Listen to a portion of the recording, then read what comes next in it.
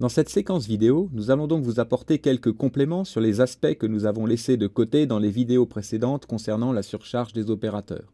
Et nous vous donnerons aussi quelques conseils pratiques.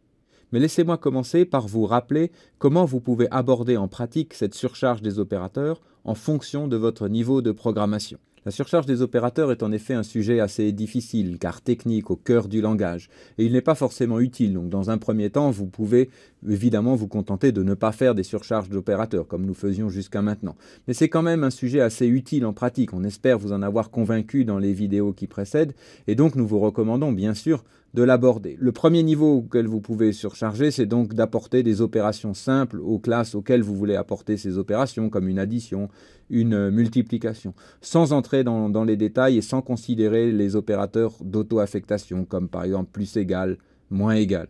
À ce premier niveau, vous pouvez également surcharger l'opérateur d'affichage, afin donc d'afficher plus naturellement les objets des classes que vous avez créées. Au niveau suivant, vous pouvez considérer les opérateurs d'auto-affectation, donc plus égal, multiplier égal, mais les surcharger en ignorant leur valeur de retour, donc en mettant un type de retour void. Et enfin, à un dernier niveau, vous pouvez faire la surcharge des opérateurs en respectant strictement leurs prototypes comme ceux qui sont donnés dans la norme, et donc par exemple pour les opérateurs d'auto-affectation, retourner une référence sur une instance de la classe. Voilà donc pour ces 3 niveaux de surcharge, 4 si l'on inclut aussi le fait de ne pas surcharger, que nous vous proposons en pratique donc pour la surcharge des opérateurs. Regardons un petit peu quelques exemples en détail au dernier niveau du transparent précédent. Nous avons déjà vu dans les séquences vidéo qui précèdent l'opérateur d'auto-affectation plus égal, qui permet donc d'écrire des expressions du genre P plus égale Q. Nous avions vu aussi en surcharge externe l'addition, qui permet donc de faire des expressions du genre R égale P plus Q, donc c'est ici l'opérateur d'addition. De la même façon, donc, on pourrait définir l'opérateur de soustraction, l'opérateur d'auto-soustraction, qui permettrait d'écrire P moins égale Q. En considérant la soustraction, on a aussi le signe. Ce n'est pas la soustraction ici, mais c'est l'opposé. Donc si par exemple j'écris R égale moins P, à ce moment-là, c'est aussi un opérateur moins qui sera surchargé en interne et qui ne prend pas ici d'argument. Il n'y a pas de second argument à cet opérateur. C'est ce qu'on appelle un opérateur unaire. Nous avions aussi vu donc l'opérateur d'affichage qui permet donc d'afficher les instances de nos classes comme on affiche un double ou un int. Nous avions aussi vu donc en multiplication externe ici la multiplication à gauche par un élément d'une autre classe. Donc par exemple ici donc P et Q sont des éléments de notre classe, donc par exemple des nombres complexes, mais X ici est un élément qui est d'une autre classe ou d'un type de base. Donc par exemple on avait pris un double. On pourrait aussi, par exemple, avoir en interne la multiplication, donc justement par un de ces autres types. On pourrait ici, par exemple, pour un nombre complexe P, faire P multiplié égale X, où X est un double. D'autres exemples encore, on pourrait écrire l'opérateur égal pour, par exemple, faire P égale Q. Donc dans ce cas-là, faites attention aussi à penser à surcharger l'opérateur not égal, qui est intimement lié à l'opérateur égal en définissant l'un à partir de l'autre. On pourrait aussi faire des opérateurs de comparaison, donc par exemple pour faire P inférieur à Q. Là aussi, pensez à ce moment-là à faire les opérateurs inférieurs ou égal, et si ça a un sens, les opérateurs supérieurs et supérieurs ou égal, en définissant l'un de ces 4 et en écrivant les 3 autres à partir de l'un de ces 4 pour garantir l'intégrité sémantique, c'est-à-dire le fait qu'ils se comportent correctement tous ensemble. Voilà donc différents exemples, encore l'opérateur d'auto-incrément, ici plus P, comme ceci avec cette écriture.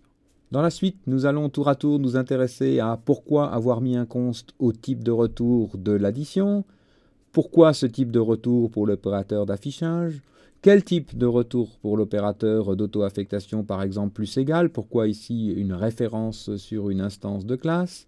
Et puis nous terminerons par quelques conseils pratiques et reviendrons sur l'opérateur d'affectation égal. Commençons donc par le type de retour de, par exemple, l'opérateur d'addition. Pourquoi avoir mis un const comme type de retour de cet opérateur qui, je vous rappelle, nous permet d'écrire des expressions du genre Z3 égale Z1 plus Z2. Donc le type de retour ici, clairement, est un nombre complexe. Mais pourquoi avoir mis const? Ben, simplement pour ne pas permettre des expressions du genre z1 plus z2, qui est bien effectivement ici l'équivalent de opérateur plus de l'appel opérateur plus z1, z2. Donc c'est bien le type de retour de cet opérateur. Et puis ensuite, on pourrait imaginer, donc réécrire comme ça, incrémenter cette valeur de retour. Qu'est-ce que ça aurait comme sens de faire ceci? Qu'est-ce que ça aurait comme sens d'incrémenter l'addition de Z1, Z2? Le résultat de l'addition de Z1, Z2, c'est un résultat, c'est une constante, on ne peut pas l'incrémenter. Et donc, pour empêcher justement ce genre d'écriture, on va mettre le type const, pour aussi empêcher donc ce genre d'écriture de l'écrire donc du côté gauche d'une expression égale. Donc par exemple z1 plus z2 qui serait sans const un nombre complexe qu'on pourrait mettre ici donc du côté gauche d'un signe égal. Là aussi ce genre d'expression n'a absolument aucun sens. Donc pour empêcher le fait de le mettre ici de ce côté-là d'un signe égal, on va donc définir ce type de retour comme étant un const complexe, c'est-à-dire un complexe que l'on ne peut pas modifier. Le résultat d'une addition, c'est ce nombre complexe. On ne peut pas modifier le résultat d'une addition. Deuxième point, pourquoi l'opérateur d'affichage retourne-t-il donc un ostream et? Regardons par exemple un affichage tout à fait standard, par exemple pour un complexe Z1 qu'on pourrait écrire comme ça, cout inférieur Z1 inférieur Endel. Si l'on regarde ceci, on voit que cette expression, disons appelons-la A, cette ligne est donc du genre A inférieur Endel. C'est donc bien ici un appel à opérateur d'affichage, opérateur inférieur de A et Endel. C'est-à-dire, si je réécris A pour ce qu'il est, c'est-à-dire cout inférieur, l'expression cout inférieur Z1 inférieur Endel est équivalente à opérateur inférieur. Premier argument, le résultat donc de cout inférieur Z1, et deuxième argument, le Endel. Mais ceci, cout inférieur Z1, est lui-même l'appel de opérateur d'affichage cout et Z1. Donc, cout inférieur Z1 Endel est équivalent en fait à l'appel opérateur d'affichage de opérateur d'affichage sur cout et Z1 et ensuite Endel, où l'on voit que la valeur de retour de l'appel opérateur inférieur cout Z1 est passée comme premier argument d'un opérateur inférieur. Et donc, cette expression doit être ici de même type que le premier argument de l'opérateur inférieur. Et donc, toute cette expression doit être de type ostream A. Voilà pourquoi la valeur de retour de l'opérateur d'affichage doit être ostream A pour pouvoir, comme ça, le remettre dans un deuxième appel, voire un troisième appel. Si vous aviez écrit void comme type de retour, il ne faut jamais faire ça, parce que si vous aviez écrit void comme type de retour, vous ne pourriez pas écrire des expressions du genre cout inférieur Z1 inférieur Endel. Ce second inférieur ici ne pourrait pas avoir lieu, puisque vous auriez une première expression ici qui retournerait un void, et donc vous auriez quelque chose de type void suivi de inférieur Endel, ce qui n'a absolument aucun sens. C'est donc bien pour pouvoir enchaîner ainsi les appels à l'opérateur d'affichage que cet opérateur a besoin de retourner un type qui est compatible avec son premier argument, c'est-à-dire un flow dans lequel on peut écrire un ostream passé par référence, un ostream et. Troisième complément, quel type de retour pour les opérateurs d'auto-affectation, comme par exemple l'opérateur plus égal? Si j'écris quelque chose du genre Z1 plus égale Z2, je vous rappelle que c'est équivalent à l'appel Z1 point opérateur plus égal, surcharge interne, de Z2. Et on voit donc ici que cet appel est autonome, il n'y a pas d'expression devant, on n'a pas écrit quelque chose du genre Z égale Z1.opérateur plus de Z2. Et donc justement, puisque l'on n'a pas écrit ceci, c'est pour ça qu'au premier niveau de surcharge, on vous conseille comme type de retour de mettre simplement void, ce qui correspond au premier niveau de surcharge dont nous parlions dans l'introduction.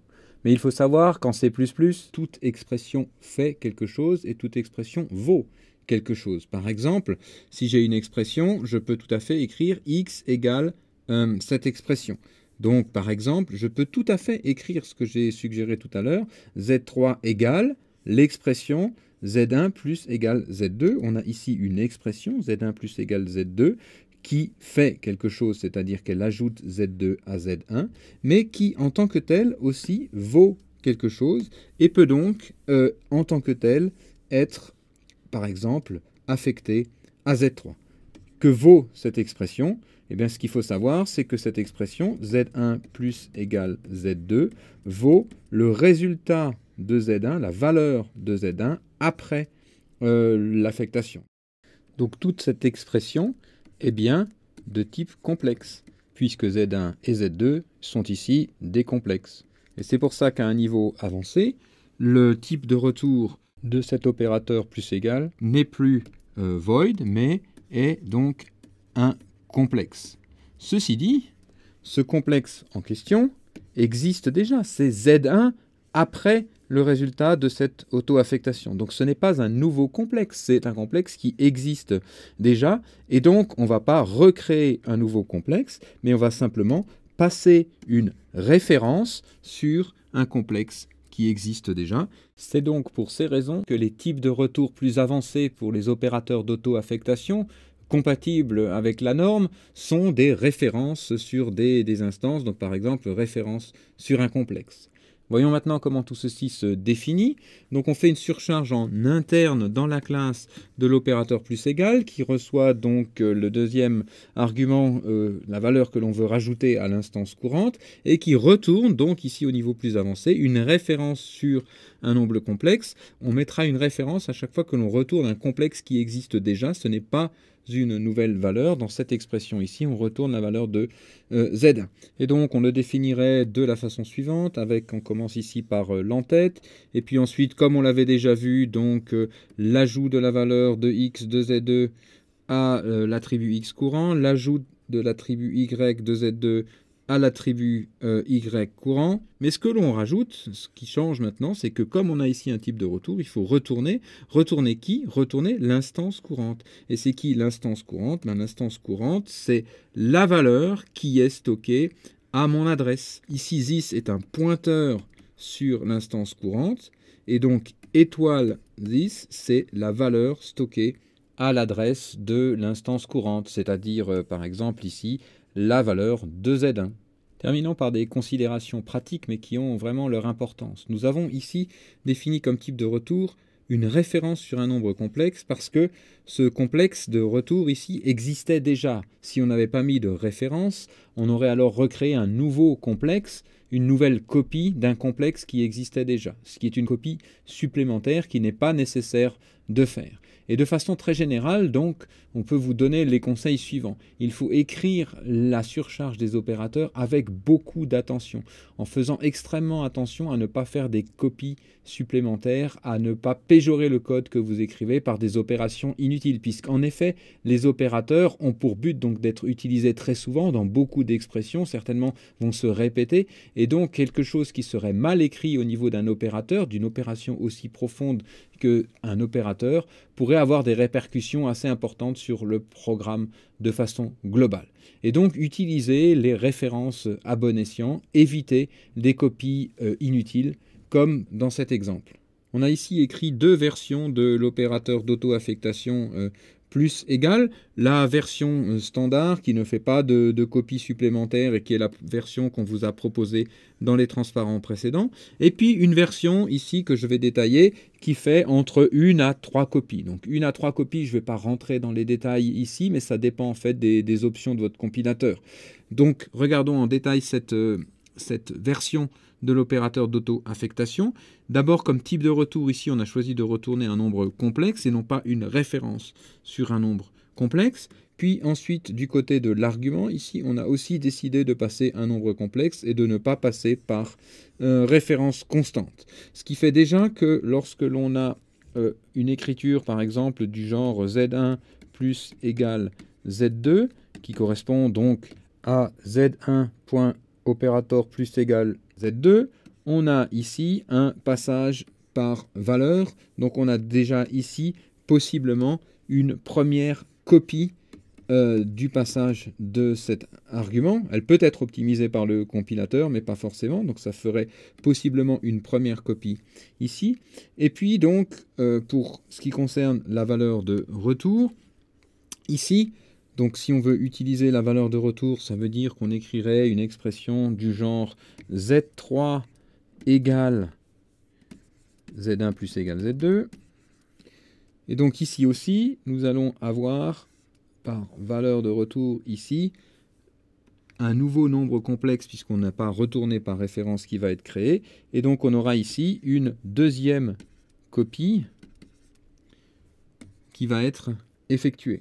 Puis si l'on regarde maintenant en détail le corps de la définition de cet opérateur, puisqu'on a décidé ici de retourner un nombre complexe, on se dit ben, on va le déclarer ici en interne pour pouvoir le retourner.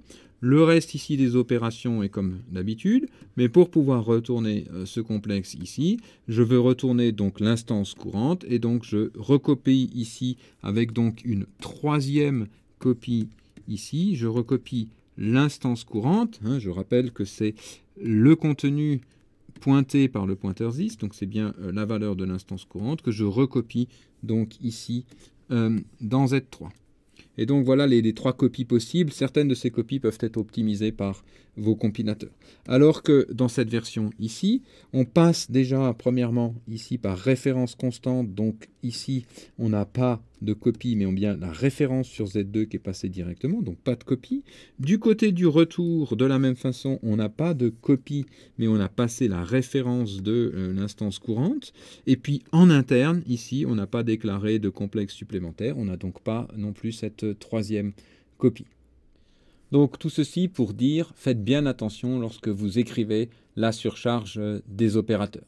Je voudrais conclure cette vidéo sur les compléments de la surcharge des opérateurs en revenant sur un opérateur un peu particulier qui est l'opérateur égal, l'opérateur d'affectation. Cet opérateur qui est utilisé donc par exemple chaque fois qu'on écrit A égale B, Z1 égale Z2, est d'abord un opérateur particulier en ce sens qu'il est fourni pour toutes les classes. Il est un opérateur ce qu'on appelle universel. Vous n'avez pas besoin de le redéfinir. Il existe déjà pour toutes les classes que vous pouvez créer. Comme nous l'avions déjà dit dans les vidéos sur la construction de copies et sur la destruction, la redéfinition possible, si vous avez besoin de cet opérateur, est intimement liée à la redéfinition du constructeur de copie. La différence entre la construction de copie et l'affectation, c'est que la construction de copie est une construction, elle a lieu lors d'une initialisation, alors que l'affectation opère sur des instances qui existent déjà. Comme pour le constructeur de copie et comme pour le destructeur, la version par défaut fait une copie de surface. On reviendra sur la notion de copie de surface et de copie profonde dans les prochaines semaines, mais cette copie de surface est suffisante dans la très très grande majorité des cas. Donc dans la très grande majorité des cas, vous n'aurez pas besoin de redéfinir cet opérateur d'affectation. Par contre, il peut être parfois nécessaire de carrément le supprimer, cet opérateur d'affectation. Supposons que l'on ait par exemple une énorme classe, c'est-à-dire une classe où si l'on crée une instance, cette instance utilise beaucoup de place en mémoire. On ne voudrait absolument pas que l'on puisse copier les instances de cette classe. Une instance de cette classe nous suffit largement et on veut donc absolument éviter d'avoir comme ça des copies. Donc pour ça, on va supprimer l'opérateur d'affectation qui s'appelle donc opérateur égal en écrivant une syntaxe qu'on avait déjà rencontrée pour supprimer le constructeur de copie qui est en rajoutant derrière son prototype ici comme ça dans la classe, c'est une surcharge interne, en rajoutant ici égal delete, ça va empêcher de faire comme cela des affectations entre instances de cette énorme classe. J'en profite également pour vous montrer le prototype de cet opérateur d'affectation qui s'appelle bien sûr opérateur égal, qui donc est appelé quand on a des expressions de type A égale B, c'est-à-dire que l'appel équivalent c'est A.opérateur égal, surcharge interne, on ne peut pas faire de surcharge externe de l'opérateur d'affectation, A.opérateur égale B. Donc on prend ici quelque chose qui est de même type que A, donc forcément ici on va avoir la même classe que la classe dans laquelle on est en train de surcharger cet opérateur. Pour éviter une copie, on va le passer par référence constante. Et comme on a le droit en C++ d'écrire des choses du genre A égale B égale C, sous-entendu A égale le résultat de B égale C, c'est-à-dire que cette expression B égale C a également une valeur de retour qui est la valeur de B après affectation, c'est-à-dire la valeur de C, et donc qui est de même type, exactement comme le plus égal, moins égal, de même type que la classe dans laquelle on est en train de surcharger cet opérateur. Et toujours pour les mêmes raisons, on va faire ce retour par référence pour éviter des copies supplémentaires. Enfin, on a dit qu'il n'était pas nécessaire de redéfinir cet opérateur. Dans la très grande majorité des cas, celui qui est fourni par défaut vous suffira. Mais si jamais vous deviez redéfinir cet opérateur, alors en C++ 2011, nous vous conseillons de suivre le schéma suivant, d'utiliser ce qu'on appelle la fonction swap. Donc la fonction swap permet d'échanger deux arguments. Donc swap AB va échanger les valeurs entre A et B, c'est-à-dire que la valeur de B va se retrouver dans A et la valeur de A va se retrouver dans B. Et donc cette fonction swap, vous la redéfiniriez vous-même pour votre classe. Donc si par exemple dans votre classe, vous avez les attributs X et Y de type donc XY, alors vous feriez quelque chose comme ceci. La fonction swap ne renvoie rien. Elle prend donc deux instances de votre classe, mais comme elle doit les modifier pour les échanger, elle va bien sûr les prendre par référence. Et donc par exemple, utiliser la fonction swap fournie par la bibliothèque utility, donc faire un --include utility au début de son programme pour utiliser donc cette fonction swap pour échanger donc les attributs X des instances A et B, les attributs Y des instances A et B, et ainsi de suite pour tous les attributs qu'il faudrait donc échanger.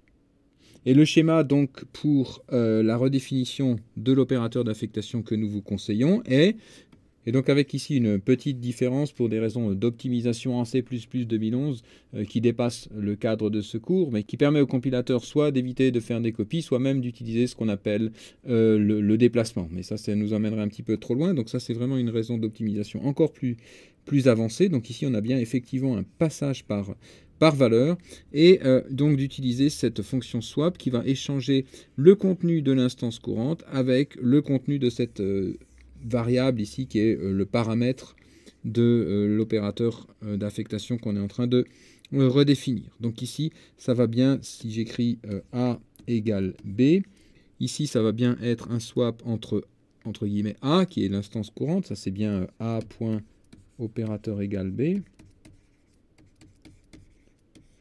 Donc ici étoile 10 qui jouerait le rôle de A, et puis donc source qui serait ici une copie ou alors un déplacement de B, et donc on échange les deux valeurs, ce qui fait qu'on a bien effectivement la valeur de B qui est mise dans A. Et attention ici, donc cet échange se fait avec la copie locale source, donc c'est pas du tout la valeur de A qui est mise dans B, mais la valeur de A est mise dans source, c'est-à-dire ce dans quoi on a copié B, donc il n'y a aucun risque ici de pollution de B. Et enfin, toujours pour les mêmes raisons que pour l'opérateur plus égal, on retourne ici la référence sur l'instance courante, puisqu'on peut tout à fait écrire des expressions du genre C égale A égale B. Voilà, tout ceci qui conclut cette dernière séquence vidéo, certainement un peu technique et avancée, sur tous les compléments que nous voulions vous apporter concernant ce sujet assez pointu de la surcharge des opérateurs.